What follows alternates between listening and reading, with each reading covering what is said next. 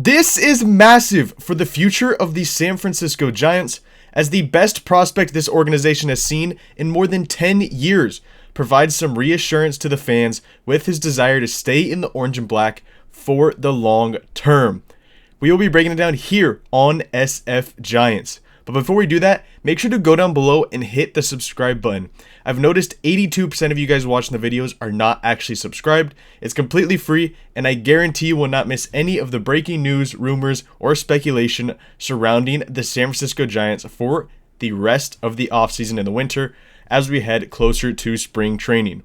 Now, getting into today's video, for those that did not know, the Giants Fan Fest went on in San Jose this past weekend, and players like Bryce Eldridge, who we're going to be talking about in this video, Casey Schmidt, Ryan Walker, Tristan Beck, guys like that were in appearance, signing autographs for fans, just stuff like that. And it's a good way for the fans to interact with some of the players. And Maria Guardado, who covers the San Francisco Giants for MLB.com, talks to Bryce Eldridge about some of the trade rumors that went on this offseason and what his future looks like with the San Francisco Giants. And Bryce Eldridge provides some pretty sure thoughts on what he wants to do with the Giants in the long term. Now, he said it's definitely a first when mentioning the trade rumors. He said, I try not to get too wrapped up in anything going on. I think when you get to a point in the offseason, people need stuff to talk about, whether they know what's true and what's not. I don't know how far those talks got, but I want to be here. I want to play for this team. I don't plan on leaving here anytime soon. I hope they don't plan on making me leave anytime soon. I want to be here for a long time. And that is extremely encouraging for Giants fans, as Bryce Eldridge was in a lot of trade rumors this past season. I wouldn't say that talks got anywhere serious, but when talking about the Giants acquiring a Mackenzie Gore, a Tarek Skubal even, Freddie Peralta, a lot of thoughts were that Bryce Eldridge would have to be included in a package to acquire some of these guys. Even a Ketel Marte, where it is an interdivision trade, and it would be a nightmare if Bryce Eldridge panned out to what we think he could be, and you sent him to the Diamondbacks in the division. But Bryce Eldridge was mentioned in a ton of rumors across the past few months, and it's reassuring for him that he wants to be here. You know, a lot of left-handed hitters do not love the idea of calling Oracle Park their home park, but Bryce Eldridge has been on record saying he wants to be in the Barry Bonds, the Willie Mays, the Buster Posey. He wants to be in those conversations when his career is all said and done, and from what it sounds like, he wants to do the entirety of his career in a Giants uniform. Now, moving forward, we know that Bryce Eldridge dealt with a pretty annoying hand injury for the majority of the 2025 season in the minor leagues and through his last 2 weeks in Major League Baseball. But he said, I grinded through it. Some days were better than others. It was definitely mentally challenging too, just knowing I've got to go up there, and I didn't feel 100% for most of the year.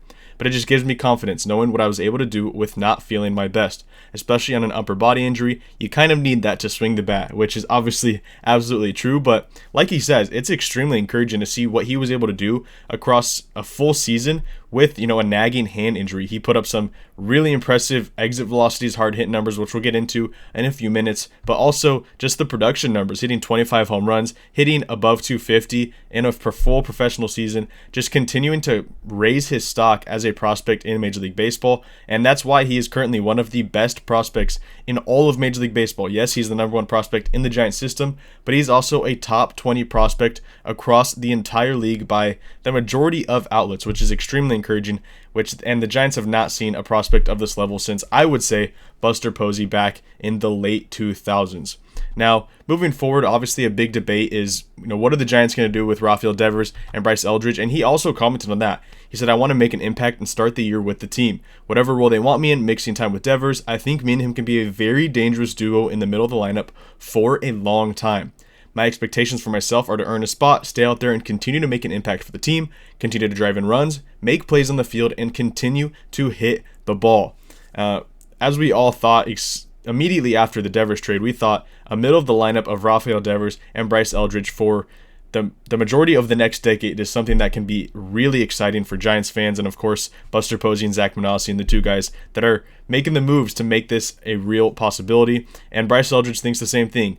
He mentions making plays on the field, which he might not be playing a ton of first base. It appears that Rafael Devers likes to be on the field. He likes to play defense. It keeps him locked in mentally throughout the course of a full 9-inning game. But either way, Bryce Eldridge seems very confident that he can help the Giants win immediately, and it's for good reason. I mentioned he is the number 12 prospect in baseball. He's a top 20 guy by most outlets, and number 12 is extremely high. Only 11 guys ranked higher than him across the league, and it's for good reason. Like I said, he thinks he can make an immediate impact on the team, and the numbers, they support that. Obviously, his 2-week tenure with the Giants at the big league level at the end of last season, it was not great. It was a 107, 297, 179 slash line, a 54 weighted runs created plus.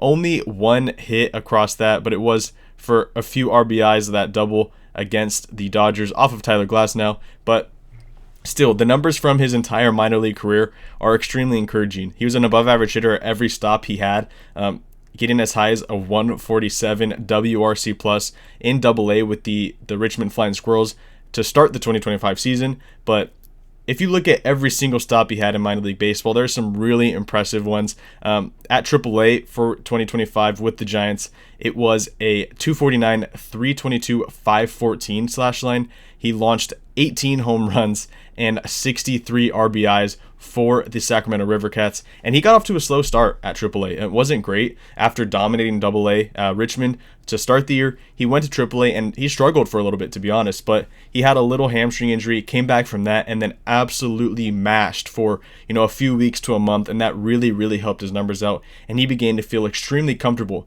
at the Triple-A level, and that's what started some rumors of him possibly getting called up earlier on in the 2025 season. Obviously, that didn't happen till the last 2 weeks, but a lot of people making a bigger deal of those 2 weeks with the Giants than they should be. Obviously, the numbers are not great, but some of the advanced stuff is really encouraging. You look at some of the StatCast numbers, and they're elite. That's really the only way to put it.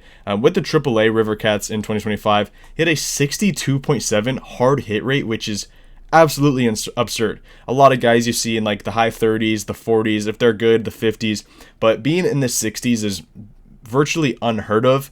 It was a max exit velocity of right under 115, an average exit velocity of 95.7.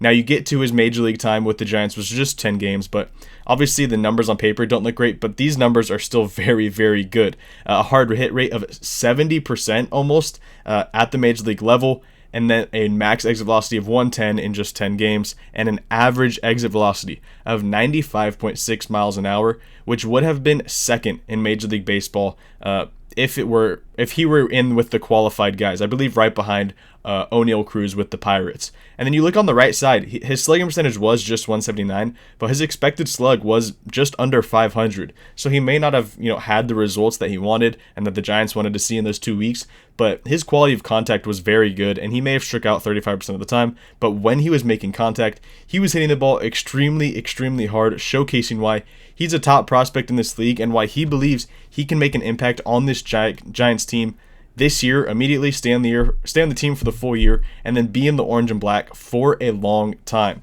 Now, before we get out of here, I do want to let you know that this video is brought to you by Kalshi. When you download Kalshi using the link below and enter code DIGESTMLB, you'll get $20 when you trade your first $100. Kalshi is the largest prediction market in the United States, and on their platform you can trade yes or no on real-life events such as sports, elections, news, pretty much everything. Whether you're in California, Texas, or anywhere else across the country, Kalshi is live in all 50 states. For sports fans, trade on game outcomes, playoff chances, or player performances, all in a regulated market where you can cash out at any time. For example, the NFL playoffs going on. Unfortunately, our San Francisco 49ers did get eliminated by the Seattle Seahawks, but currently that team has the highest chance of winning the Super Bowl according to Kalshi's prediction market at 40%. Right behind them is the New England Patriots at 27%. You can check out all of the updated markets on Kalshi.com. It's genuinely a smarter way to use your sports or news knowledge, and you can close positions whenever you want. Download Kalshi with the link in the description, and don't forget to use code DIGESTMLB to get your $20 bonus. Thank you once again to Kalshi for sponsoring this video. Now, closing out, let me know what you think of these quotes by Bryce Eldridge down in the comments. Do you think that he should be on the opening day roster? Do you think that he should be splitting time with Rafael Devers at first base, DH, and getting everyday reps in the Giants lineup? Or do you think he should be down in AAA, developing a little bit more before getting his full run in Major League Baseball? We saw Buster Posey get a cup of coffee like this in 2009 before having his Rookie of the Year campaign in 2010.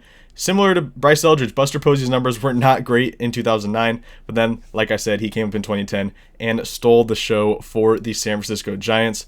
But some encouraging quotes from Eldridge. He thinks that he's going to be here for a long time. He wants to be here for a long time, which is encouraging. We know a lot of left-handed hitters do not love the idea of calling Oracle Park their home for the majority of their career, but obviously it worked out for a guy like Barry Bonds, and Bryce Eldridge aspires to be in conversations with the greats of the San Francisco Giants history. Let me know in the comments what you think of this entire conversation, and make sure to subscribe to SF Giants Digest.